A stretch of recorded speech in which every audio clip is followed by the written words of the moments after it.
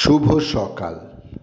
আজ 12ই আষাঢ় 1432, ইংরাজির 27শে জুন 2025। দীর্ঘ বিচ্ছেদের পর কৃষ্ণের বৃন্দাবন প্রত্যাবর্তনের স্মরণে যে উৎসব আয়োজিত হয় তা হল রথযাত্রা।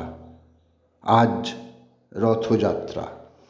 ভারতের সর্বাধিক প্রসিদ্ধ রথযাত্রা হল উড়িষ্যার পুরী শহরের জগন্নাথ রথযাত্রা, পশ্চিমবঙ্গের পূর্ব মেদিনীপুরের মহিষাদলে, শ্রীরামপুরের মাহেশে, গুপ্তিপাড়ার বৃন্দাবনচন্দ্র মঠে, কলকাতার রথ ও বাংলাদেশের ইস্কনের রথযাত্রা ও ধামরাই রথযাত্রা বিশেষ প্রসিদ্ধ।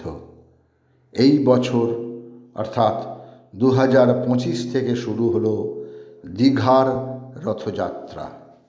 জয় জগন্নাথ। হেলেন অ্যাডামস কেলার বা হেলেন কেলার বাক, শ্রবণ ও দৃষ্টি প্রতিবন্ধিত্ব নিয়ে মাত্র 24 বছর বয়সে স্নাতক ডিগ্রি অর্জন করেন এবং পরবর্তীতে ডক্টরেট ডিগ্রি অর্জন করেন। তিনি প্রতিবন্ধী শিশুদের অধিকারের জন্য লড়াই করেছেন। একই সাথে তিনি ছিলেন একজন গুরুত্বপূর্ণ লেখক ও রাজনৈতিক কর্মী। 27শে জুন 1880 মার্কিন যুক্তরাষ্ট্রের আলাবামায় তিনি জন্মগ্রহণ করেন।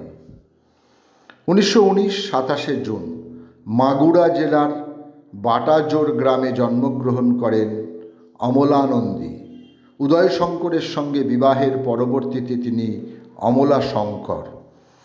তাঁর অসাধারণ নাচে মোহিত হয়েছেন পৃথিবীর মানুষ। তাঁর সন্তান আনন্দ শঙ্কর ও মমতা শঙ্কর অসাধারণ গুণী শিল্পী।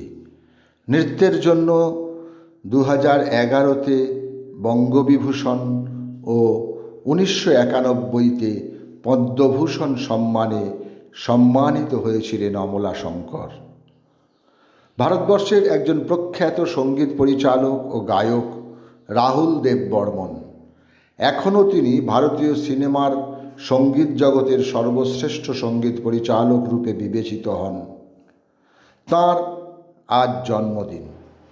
27শে জুন 1939 কলকাতায় তিনি জন্মগ্রহণ করেন। একজন অবসরপ্রাপ্ত ভারতীয় ট্র্যাক অ্যান্ড ফিল্ড ক্রীড়াবিদ পিটি ঊষা। তিনি ট্র্যাক অ্যান্ড ফিল্ডে ভারতের সর্বকালের সেরা ক্রীড়াবিদদের মধ্যে অন্যতম। আজ তাঁর জন্মদিন। 27শে জুন 1964 কেরালার পিওলি গ্রামে তিনি জন্মগ্রহণ করেন। মহারাজা রঞ্জিত সিংহ, যিনি শের-ই পাঞ্জাব নামে পরিচিত, তিনি ছিলেন শিখ সাম্রাজ্যের একজন প্রথম মহারাজা। বিভিন্ন ধর্মের ও বর্ণের পুরুষদের তিনি তাঁর সেনাবাহিনীতে এবং তাঁর সরকারের কর্তৃত্বের বিভিন্ন পদে বহাল করেছিলেন। এর থেকেই প্রমাণিত তিনি ছিলেন একজন ধর্মনিরপেক্ষ রাজা।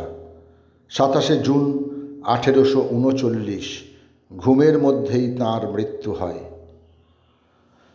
না, জাগিস না সব ভারত ললনা, এ ভারত আর জাগে না জাগে না। এই বিখ্যাত গানটির রচয়িতা বাংলার নবজাগরণের এক উল্লেখযোগ্য ব্যক্তিত্ব দ্বারকানাথ গঙ্গোপাধ্যায়।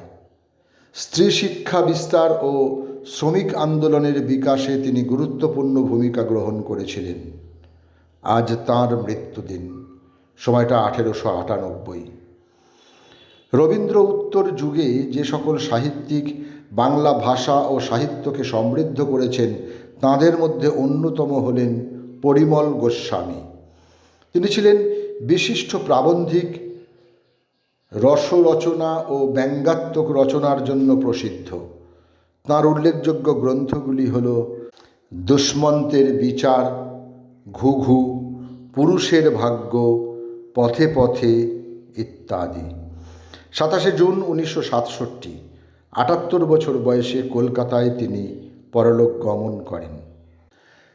জুন 1979 বাংলাদেশের রাজশাহীতে পরলোক গমন করেন স্বনামধন্য বাংলাদেশি কবি ও উপন্যাসিক, শিশু সাহিত্যিক, সাংবাদিক ও চিত্রকর বন্দে আলী মিয়া।